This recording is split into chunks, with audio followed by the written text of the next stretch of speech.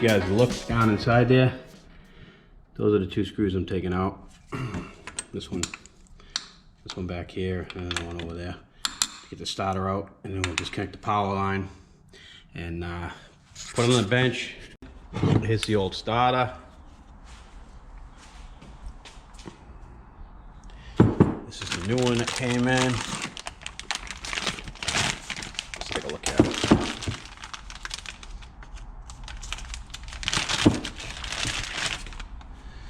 Alright, first glance. Looks to be the same one.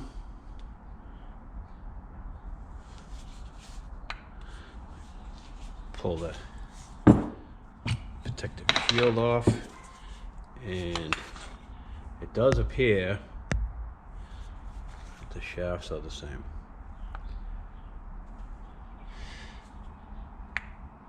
So we'll throw the new starter in, take care of that problem where you gotta whack it with a wrench to get it to crank over, and we're gonna do that right now.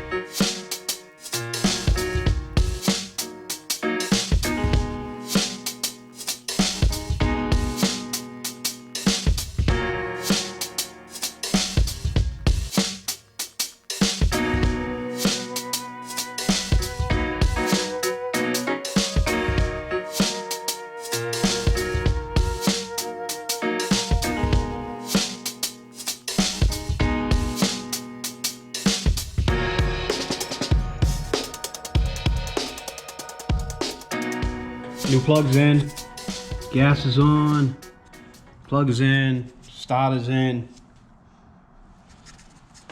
battery's hooked up. Let's turn the choke on, turn the key on, let's give it a shot.